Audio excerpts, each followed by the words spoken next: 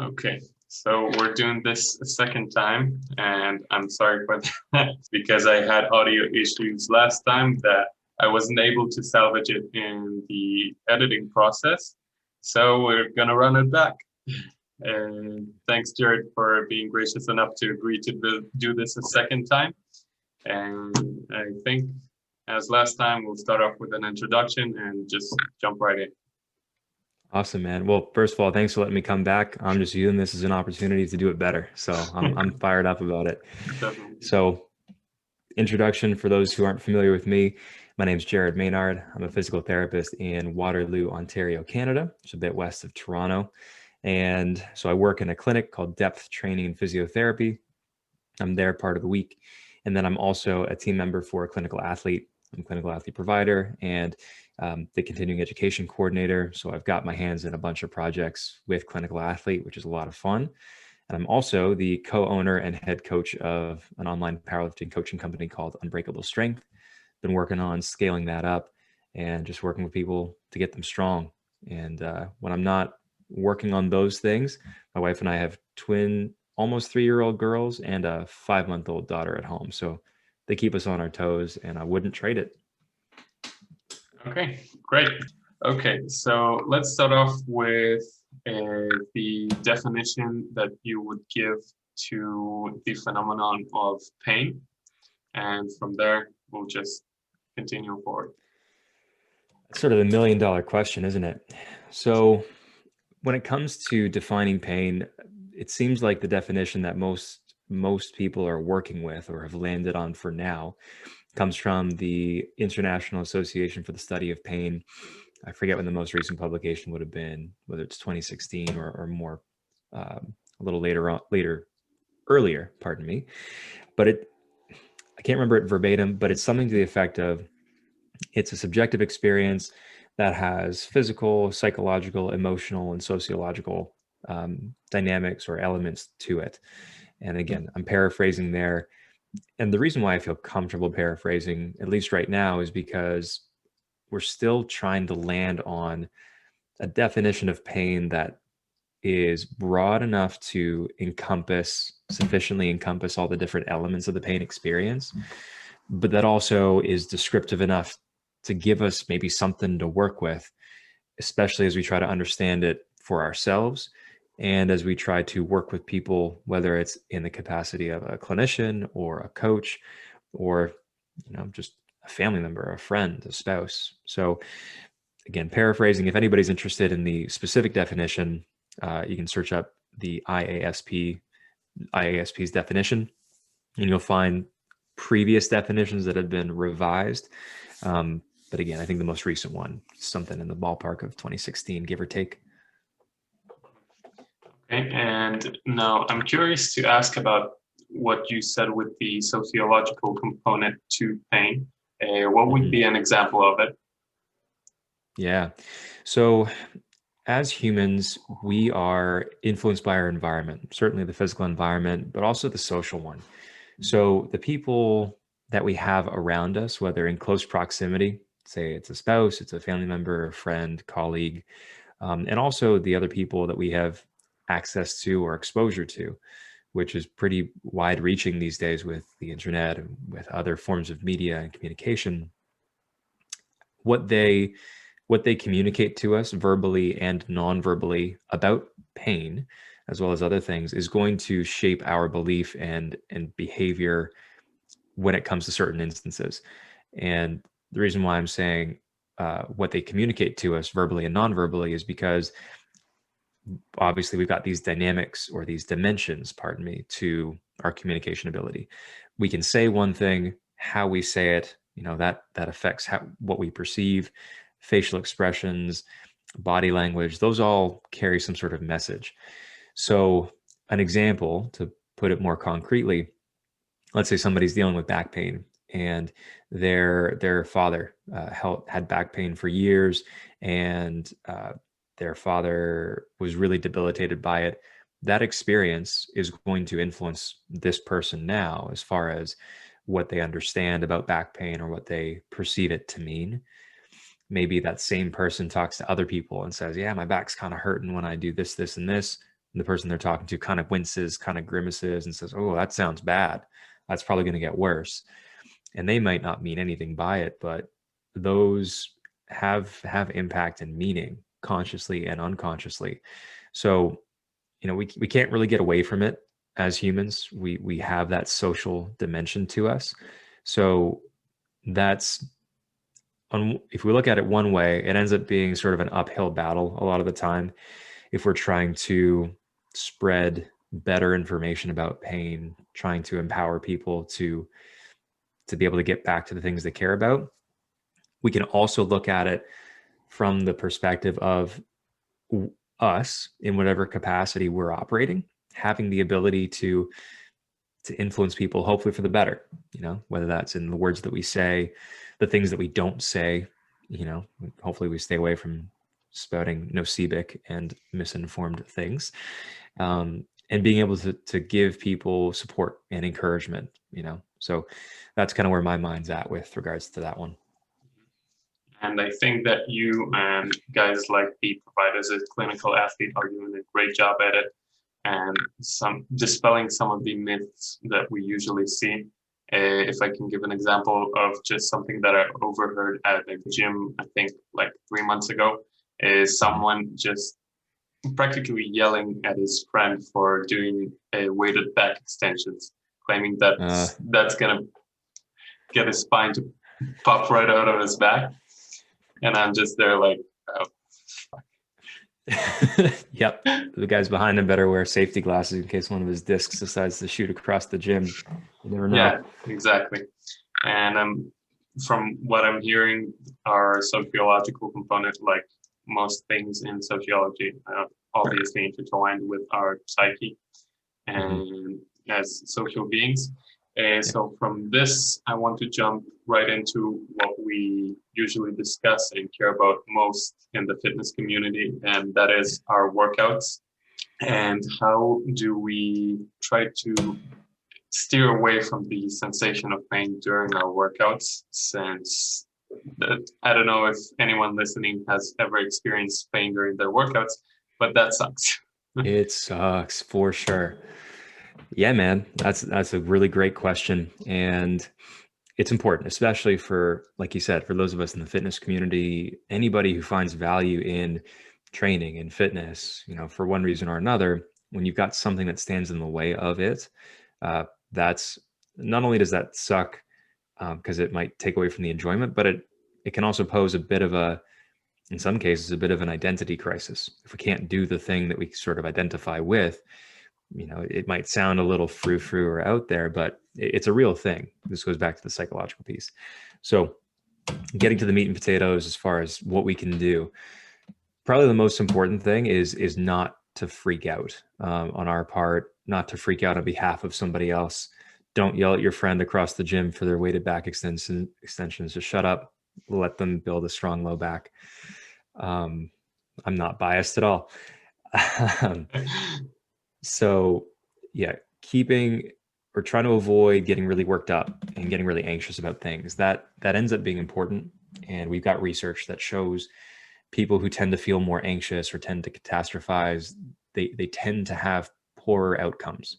So I also know firsthand, it's a lot easier to say when you're not the person in the middle of that situation, oh, just chill out, keep calm. Sometimes that's really hard to do. I'm coming back from a back and hip tweak myself. I was pretty pissed off when it first happened. And I also want to say that it's okay to be pissed off or to be sad and to process those feelings. But as far as next steps, feel what you're feeling, but then come back to a place where you can gain perspective and figure out the next way forward. Then I would also say that, sort of along the same lines, if you can step back and just evaluate sort of where you are, what you're feeling, what the issue is, if you know what it is, and if it's concerning, and if you don't know what it is, it really is a good idea to link up with a health professional who can help assess you and point you in the right direction, and sort of handling some of that uncertainty and giving you the next steps that are tailored for your situation. So once you have that info, if you can start to identify your triggers, the things that tend to make your symptoms worse or that you feel apprehensive or scared of, whether it's positions or certain exercises or a certain amount of weight or a certain speed of movement, any of those things that either definitely make your symptoms worse or they make you a little nervous, just take note of those. And the really nice thing about having a good understanding of strength and conditioning principles, both on the fitness side of things, as participants ourselves or as coaches, and on the rehab side of things, is that we suddenly have a whole bunch of options to still keep us or keep you, whoever we're talking about, doing something while also letting the injured or painful area settle down, and then it's this continually evolving process where we're trying to let things settle down, try to build up some tolerance and give it a little bit more challenge and make sure it tolerates that well, and then give it a little more challenge. And it's rarely linear. It can be, but it's more likely that it's sort of like you make some progress and then you have a little setback. So it feels like you took a step backwards, but then it settles and you're able to make some more progress. And this is again why it sucks to have some pain limiting your fitness routine or whatever it is you like to do. But if you can be patient through that process, you'll get there. And I know that was sort of a 10,000-foot view of it, but that's really sort of the framework that I think ends up putting people in a good spot ultimately. Okay.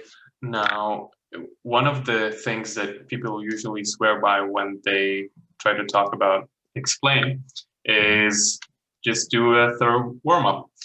Right. And I wanted to get your thoughts on the topic. How beneficial do you think that actually is? And is there a situation where we say, okay, that's maybe a little too much? For sure. Yeah. So yes, I definitely think that having a sufficient warm-up ends up being important for most people most of the time.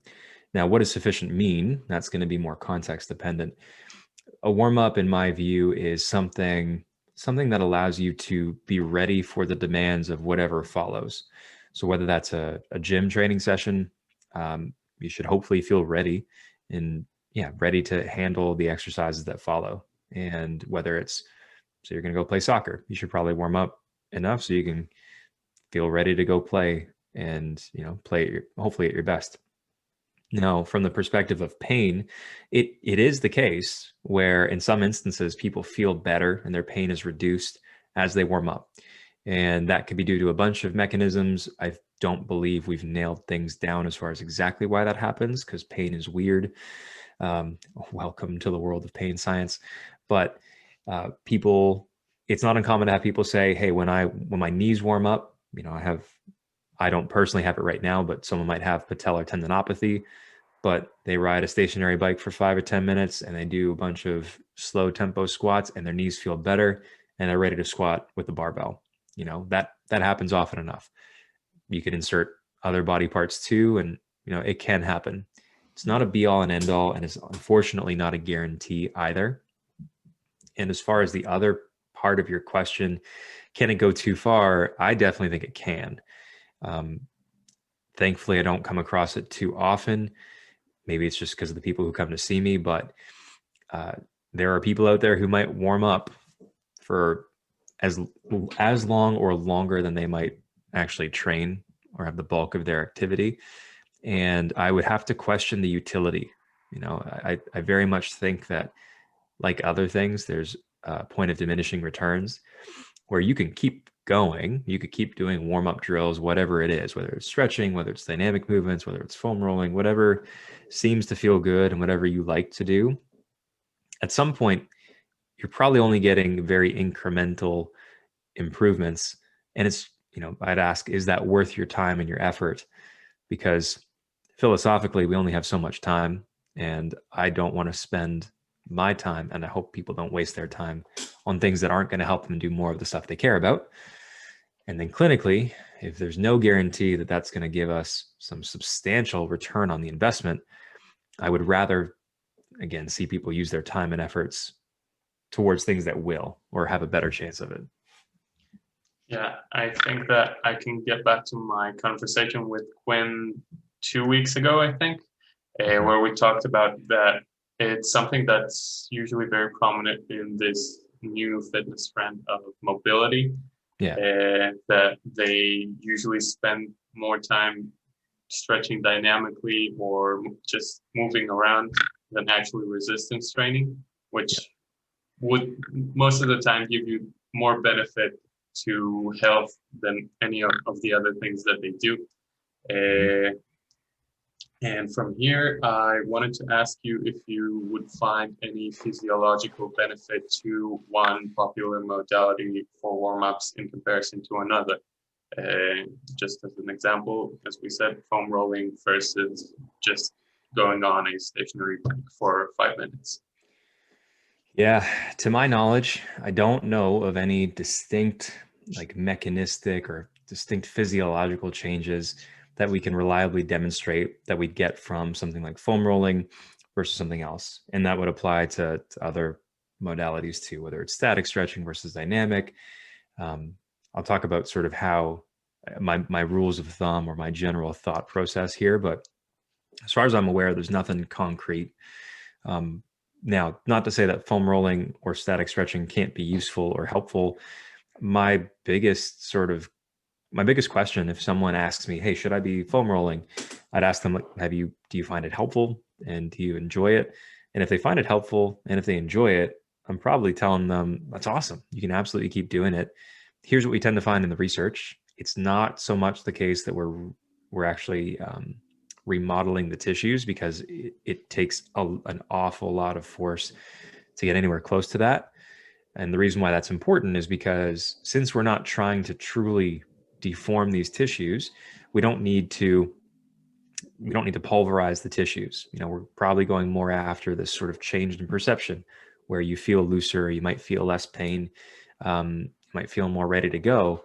And the nice thing is that it doesn't usually take a whole lot of time to get there. I tend to throw out some numbers like maybe 30 to 60 seconds as a guideline. Again, I don't know of any research that says that's the thing you should be doing, but I'll tell them try 30 to 60 seconds, try moving around, see if that feels better. If it does and you want to do it again, go for it. But just know that 5 minutes of foam rolling isn't 5 times as good as 1 minute. And I'll tell them that, my bias is that I'd rather see them feel ready to do the thing that they're going to do for training and then spend more of their time doing that thing because of the long-term benefits that we get. But ultimately, it's they get to choose what they do with their time, and if they like using those modalities, awesome. Um, yeah, so long as I've sort of said my piece and let them know that there's not so much any magic to them, and then they get to kind of call the shots themselves. And just really quick, as far as my thought process, looking at all the different options of how someone can warm up, my bias is towards more active motion or active movement, especially if they're going to be training or doing something active, which kind of sounds silly to say, but because if they're showing up to train, you would think they're going to be active, but still, it bears repeating. So I tend to like getting people to maybe do some dynamic motions. Still, they can still isolate or segmentally move some body parts that might typically be stiff for them. So my right ankle tends to be stiffer into dorsiflexion than my left. So I'll do a little bit more active ankle dorsiflexion with my foot on a bench when I step into the gym to train, just to get it where I need it to be. I will foam roll a little bit, especially lately, because I'm doing a lot more sitting at my desk here at home, and my hip flexors tend to feel pretty tight. Not because I'm releasing my fascia or any of that, but just because it feels nice. And then it makes my split squats and other stuff feel easier. And I tend to feel better when I move into my squats or deadlifts or whatever. So, yeah, I also like more active movement because that tends to help people get their body temperature up better. And that's one of the things that we're looking for in a warm up, as the name might imply. But that seems to help Makes improve nerve. sense. You're right. Seems to help improve nerve conduction velocity, which again kind of helps people get ready for whatever's coming up, whether it's a gym session or a sport. So there's a lot of wiggle room in there, but that's kind of where my head's at. And now, when you mentioned the, I'll sort of dumb down the terminology here and talk about priming the nervous system in quotes.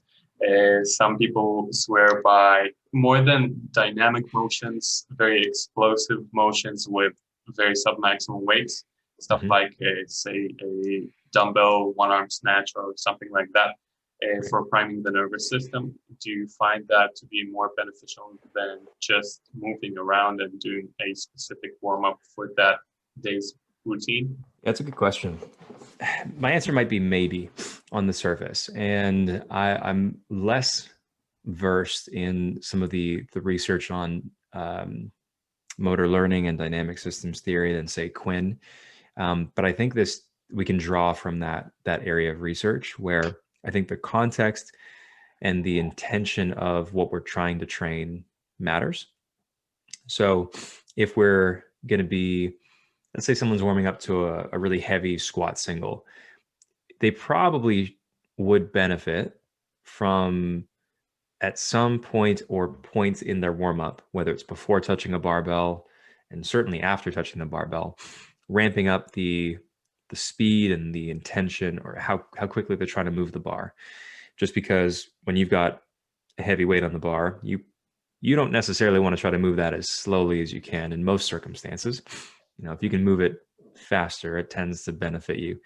So being able to get some reps in, whether it's pre-barbell or with the empty bar or with lighter weights, I do think there's some value in practicing those motor skills, in setting up the way you would under those maximal loads or near max loads, and trying to move it with the same intensity and intention and speed that you would with the higher loads, just because I think it makes it easier as the weights do increase.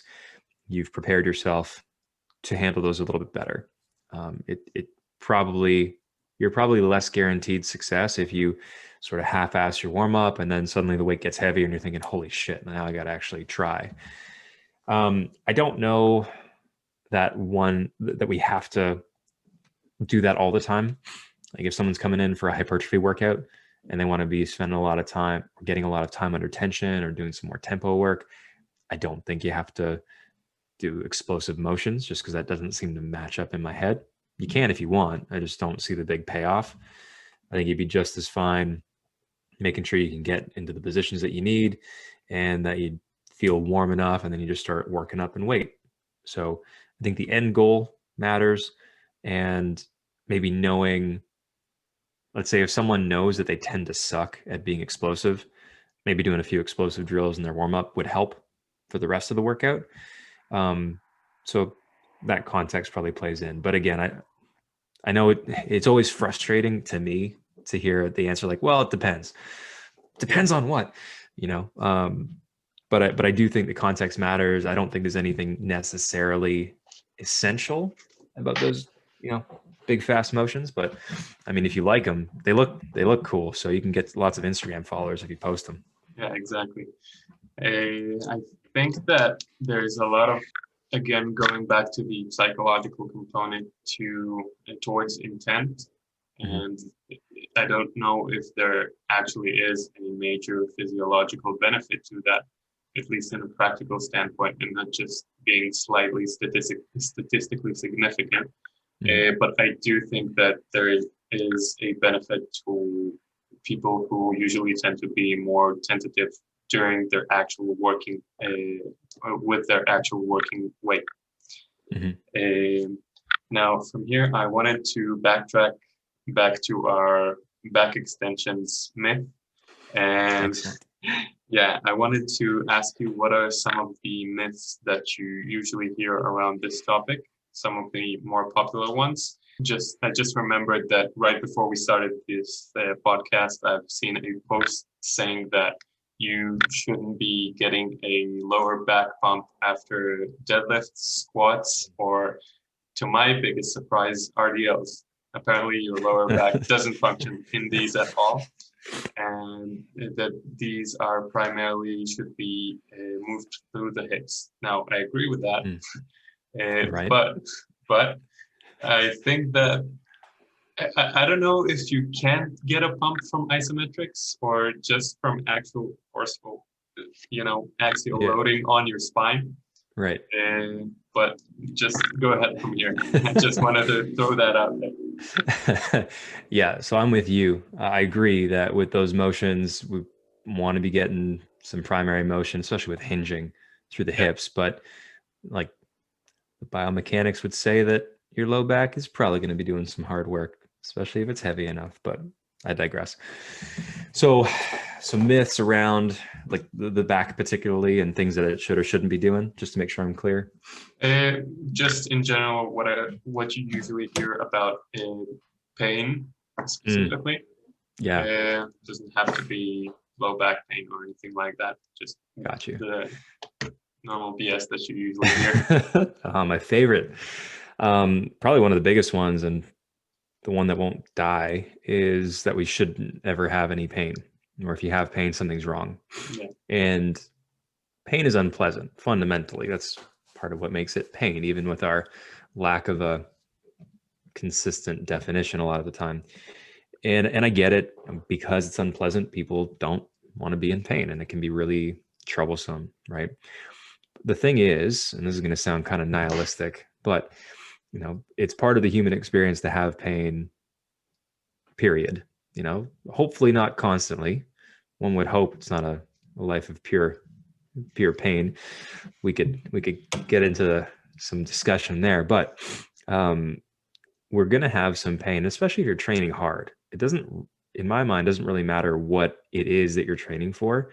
If you're pushing yourself to your limits or getting close, you're going to have some sort of issue, some sort of pain that you experience, probably on a semi-regular basis. And that doesn't always mean that you are injured. Again, you could ask, what is injury? And my response would be, that's a good question. We don't really have a single definition for it. But maybe we could say an injury is when we can't do the things that we want to in the way we want to. So, again, a basic thing, but I think it's good enough. You can have pain and not necessarily be held back, but from the things that you want to do. And I think it does more harm than good a lot of the time to, in whatever way we say it, to tell people that you should never have pain when you're training, or if you have pain, something's wrong. I think it's very fair to say, hey, if you're having pain with these things and you don't like that, maybe try these other suggestions, or consider approach X, Y, Z. But by saying that they should never have pain, when people inevitably get pain, especially if they're hard training athletes, then suddenly they think, holy shit, something's wrong. And they start to potentially panic, and it just may not be necessary. Now, granted, if you've like rolled your ankle and your ankle is sitting at an angle that it probably shouldn't, you may not want to like push through that one. You might want to go get that checked out. And again, context seems to matter a lot of the time. But yeah, I'm on a tangent. My point is, never having pain, I think that's a really frustrating one. I think there should be discussions around, like, if you've got pain, here are some things you can try. I think that's helpful, but I think it needs to be delivered with enough nuance to assure people that if you've got some pain, it doesn't mean something's necessarily wrong. And even if something is wrong, or you decide that you don't want to experience that anymore, here's what you can do. I think that's a much more helpful way, but it's an uphill battle a lot of the time, it seems anyway. Do you run into that much, or you must see that floating around the interwebs? What, the fact that you shouldn't be experiencing pain? Definitely. Yeah. And I normally run into memes like that people don't know how to train if they experiencing pain. And I think I'm experiencing it in fairly on fairly regular occasions. Unfortunately, my knees are kind of banged up. But I think that from what you said, we can sort of draw a general rule of thumb that most of the things that you are willing to work hard for are going to get you to experience some form of pain, or should I say discomfort, since hard work doesn't matter whether it's trying to beat one of the IPF world records or just going to a physics class with zero math skills. You're probably going to experience some discomfort. Oh, geez. I'll take the shot at the record. I don't want to be in a physics class with no math skills, which is close enough to where I'm at. Yeah. Uh, Now, from what you said, I also want to hear from you what you think we can consider when you're walking into the gym and you start warming up and then you notice that you experience a bit of pain. Mm, At what point do you tell yourself, just suck it up, it's just a boo-boo, right.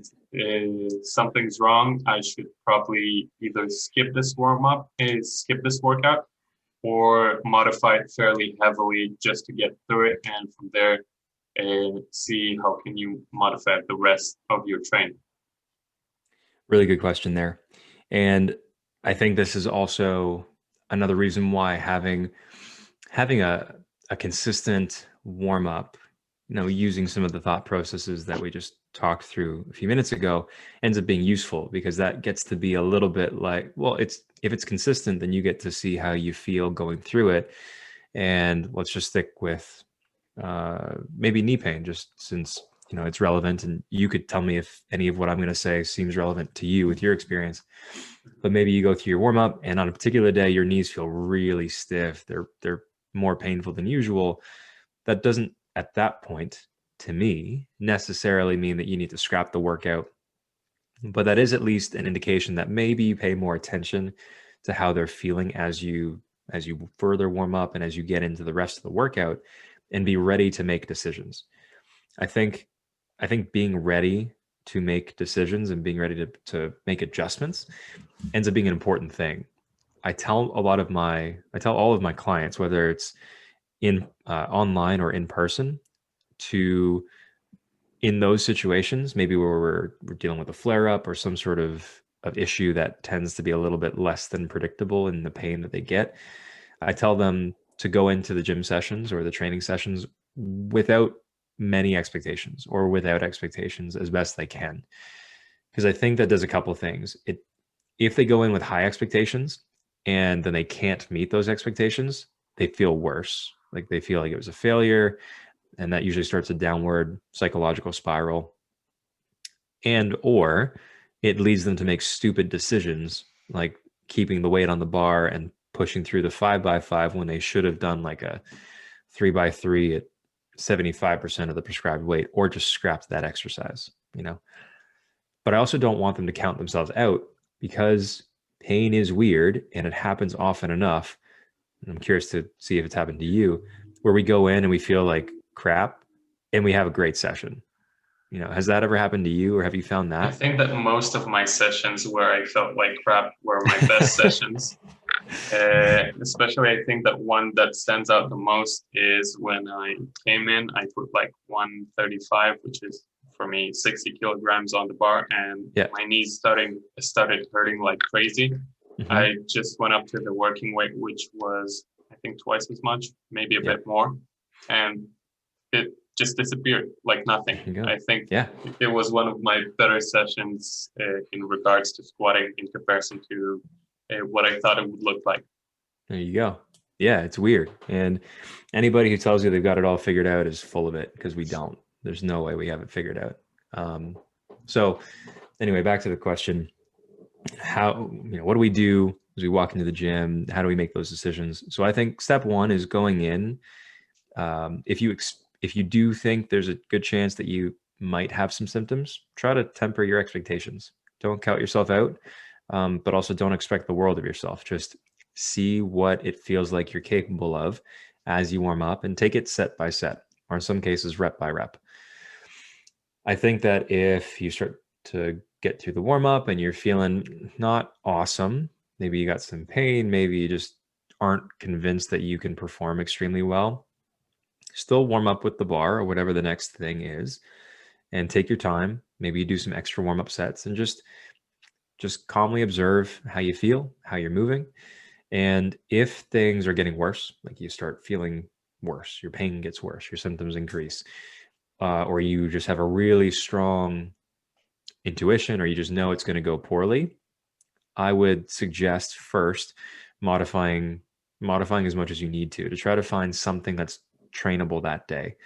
So sticking with squats, let's say your knees hurt really badly in the hole of the squat and coming out of the squat, or coming out of the hole, pardon me, maybe you try some things like some box squats or pin squats to modify the range of motion first. Say that doesn't work. Maybe you take some weight off the bar. If that doesn't work, maybe you try slowing down the tempo, because slowing down the tempo allows you to hold your position. Well, allows you to work harder to hold your position. And for some of us, it feels better. If that doesn't work, I might try to find another exercise or variation. If you're doing, say, low bar back squats, maybe you try a high bar. That would probably put more stress on the knees just because biomechanics. But if that doesn't work, maybe you try leg press, something. Because I do think that something usually is better than nothing. It's not hard and fast, but I don't like my athletes to pull the plug too early. That said, again, context matters. So if you're getting close to, say, a competition, or there's a good chance that you pushing through something in the gym is going to lead to some negative consequence at work. Say you work a manual labor job and you need to be able to go up and down the construction site and haul big, heavy things. And if you can't do it, your income is affected. Maybe you don't push it too hard in the gym and we end up being a bit more conservative. So using your head in those situations and making sure that you can live to fight another day, I think that's important. And if worst comes to worst and someone can't find a variation that feels better, or they're just really scared, they're really apprehensive of making themselves worse, skip that exercise and move on. If the whole session feels like garbage, skip that one. It's a drop in the bucket. I would rather that they do something. And it's usually the case, in my opinion, that if your main movements suck, you can probably find some accessories to do that don't suck as badly, but if it comes to that, whatever, it's a workout. Hopefully you'll be training for a long time to come. And whether you're going for an IPF record or just trying to beat your old record, you don't get there from a single training session. It's a long series of training sessions. So we got to live to fight another day, stay under the bar, stay consistent, and that's what's going to get us where we want to go. Now, I wanted to touch on the example you gave with low bar back squats versus high bar back squats with knee pain. Do you think that changing the variation in which we have a greater moment arm on the problematic area would actually be beneficial? And if I get back to my knees example, at some point, I think like 1 year ago, I had a bad flare-up in which every time I tried high bar back squatting, my knees would just kill me. And as a guy who hates low bar squatting, I naturally just shifted to front squats. And Gotcha. It's not like the load was different because I worked up to a new PR, which was like 10 kilos under my high bar PR.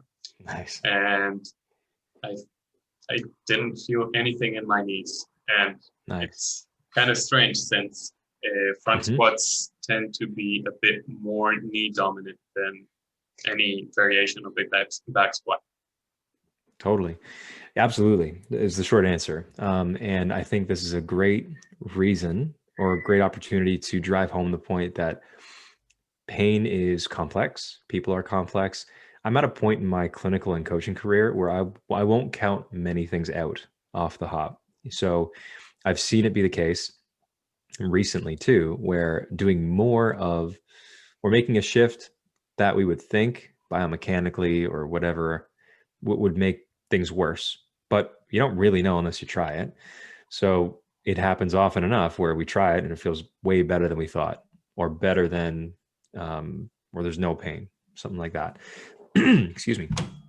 Now, even in a situation where, say, there is still some pain or the pain is worse, I still think you can make the case for using those exercise variations as a means to build up the tolerance to them and reclaim that thing.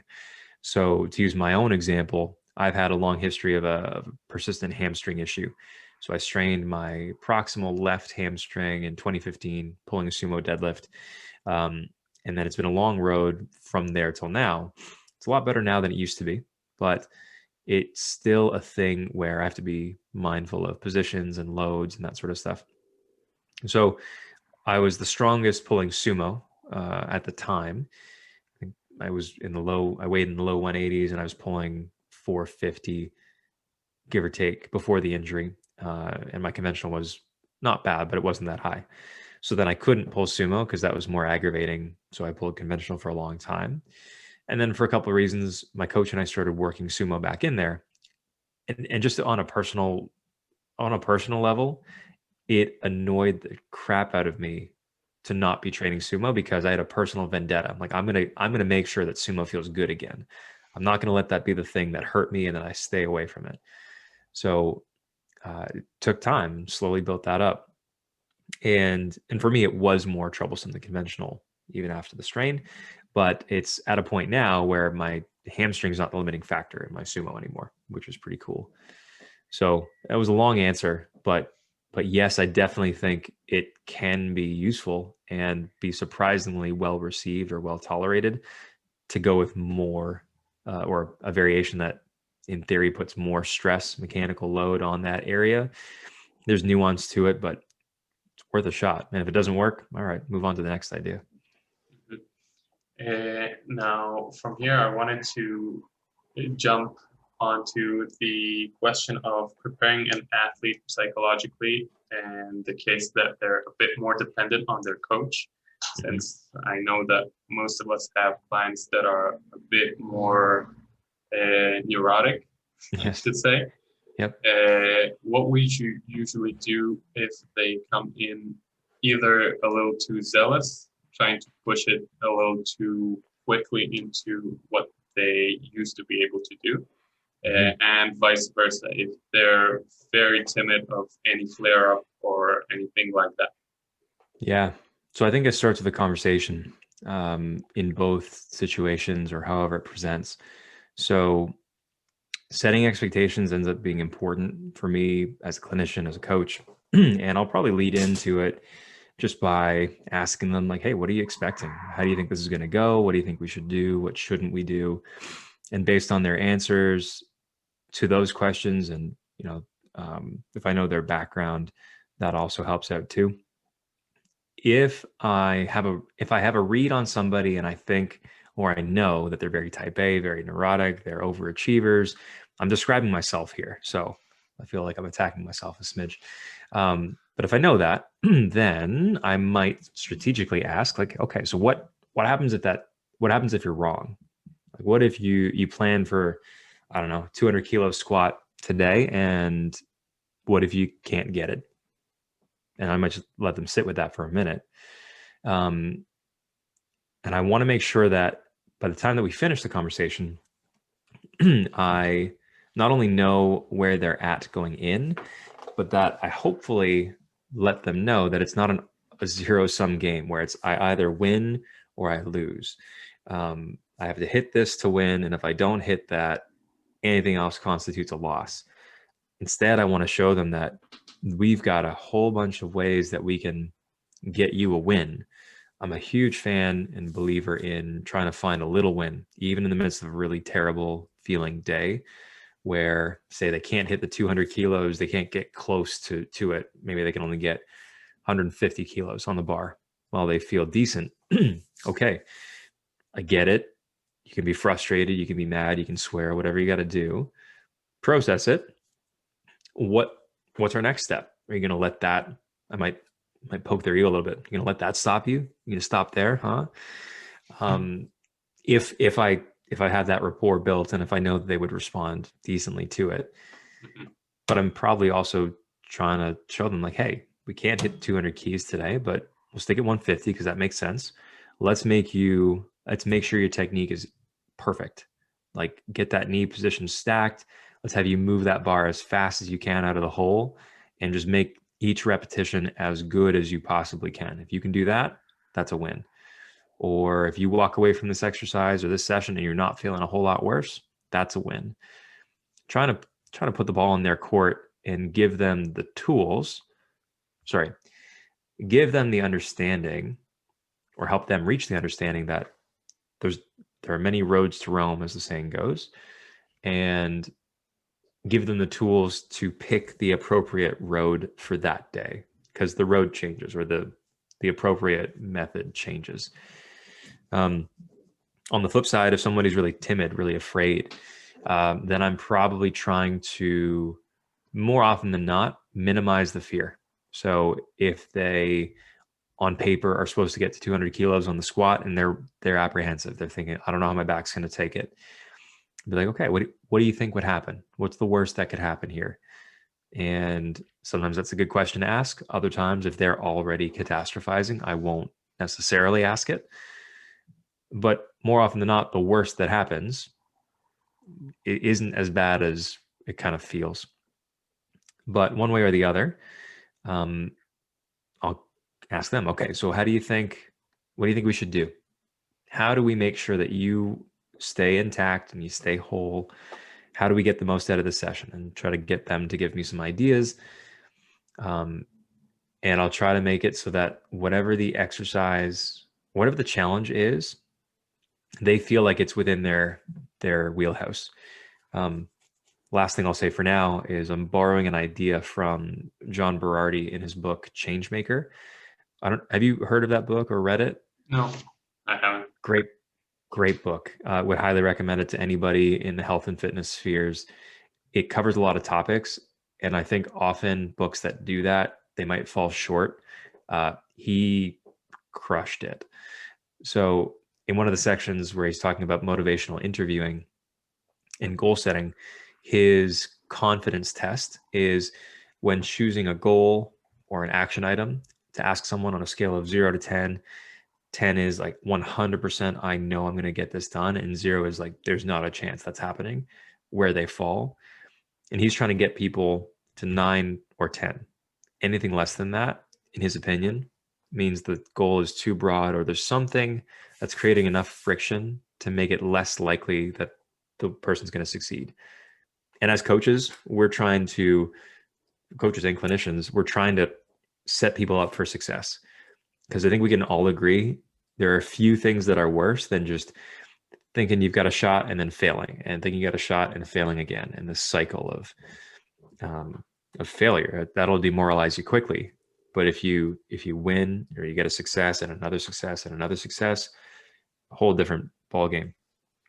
So I like to use that same sort of idea where the athlete and I might toss a couple options back and forth, and say we land on a high bar or a safety bar squat with 150 kilos, and it's a 2-second tempo down, 1-second pause, and normal speed up, that'd be pretty darn good for someone to do that at 150.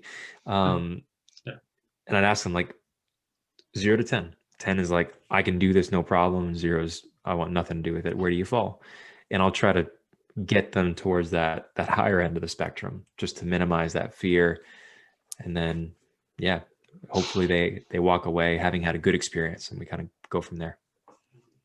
Now, I'm assuming that you maintain the same mentality as the overzealous guy with when you're considering it a small win, even if they don't hit 200K, despite the fact that they can. Yep. Now, how do you try to progressively shift the mindset, since I'm assuming that as the more that you let that athlete sort of give up every time, they're going to do it more and more often, which would result in them underworking and achieving what they're actually set up to do. Another really good one. So I think, again, it comes down to conversations early and often, to borrow John Flagg's phrase. And I'm doing this more consciously these days. When I start talking to somebody, say they come to see me in the clinic, or they're starting to work with me online, as we figure out whether we'd be a good fit together, I'll tell them, hey, this is what you want to do is, in my opinion, entirely doable. It's going to take hard work, and I need you to be comfortable with having those difficult conversations with me and understanding that it's not personal. And if I come to you and say, hey man, what's going on here? You've missed these workouts. It looks like you're sandbagging it, or you're not trying hard. What's going on? I tell them that I need them to understand I'm asking because I care and because I want to figure that out together to get them where they've told me they want to go. If it's a situation where, we've been working together for a while, and just like you said, they're sort of slacking and they're not trying hard, or they're being scared and they're not taking shots that they probably should be, and again, there's nuance there. I'll probably start off just by asking them, hey, what's going on? Tell me where your head's at. How did that feel? Why didn't you do this? And trying not to do it judgmentally, just trying to really get an assessment of where they're at and listen to the answers. And I'll usually start to gently challenge them. Like, so you told me that you wanted to go to nationals next year, right? And they'll probably confirm it. Like, okay, with the way that things have been going, you're skipping accessories, you're not trying that hard on the top sets. Does that seem like the course of action that's going to get you there? And I think I'm working on becoming more comfortable calling people out, but I think you can do it in a compassionate and genuine way. I agree. Try to highlight the dissonance, because it's a dissonance between what they've said they want and what they're actually doing. And if you, as their coach or friend or clinician or whomever, are trying to help them, you kind of have to be on the same page. Ultimately, they get to make the decision as to whether they want to do anything. But if we can put that on the table and give them the opportunity to recognize, like, okay, yeah, what I'm doing isn't working, or maybe we get more info. Like, here's why I haven't been doing it. Because, yeah, I told you I've been tired, but like I might lose my job, or my wife and I, we've been fighting, we've got stress in the relationship. That then gives us an opportunity to make sure that our client, our athlete, feels supported and listened to, and we get to change some things about the training, which might be a different exercise or different parameters. But this is, again, why I keep coming back to context and these conversations, because it's this ever ongoing process of trying to check in, make sure that you're asking questions so you find out what you don't know, and trying to keep them moving forward in some way, shape, or form, while recognizing that it's not a linear process. Certainly not if you train for any length of time. Now, would you consider looking at it as some, I would say, unconventional form of progression, since we're usually looking at load on the bar and volume, our scales up or down in RPE. But usually we don't talk about athlete confidence, which is definitely important for their performance.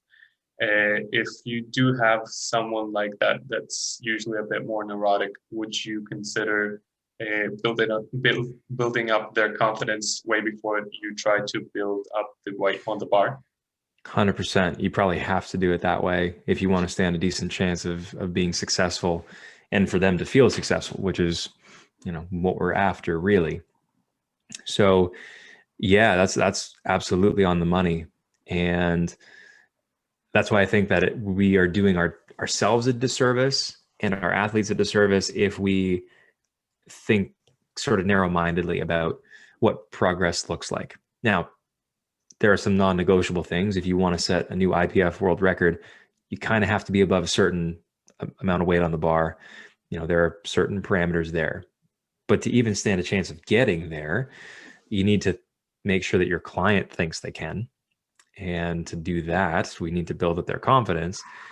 So it's our responsibility, I think, to try to figure out where that is. And I'm not saying we need to have the right answer off the hop, because shoot, man, I mean, we're guessing. We're making educated guesses largely, but they're still guesses, because again, people are complicated and all this stuff is weird. But that's where the relationship piece comes in, and setting expectations, because you can tell your client, hey, this is what I think is going to work. Here's how we might measure success. Here's what I'll be looking for. Here's what I want you to do. I want you to tell me if you think it's working or not. And don't worry, I got other ideas if this doesn't pan out. Because by doing that, we're hopefully instilling trust in the client by saying, I've got other ideas if this doesn't work out. It's not a case of this has to work or we're screwed. It's more like this is plan B and I have plan C through Q. We got lots of options here.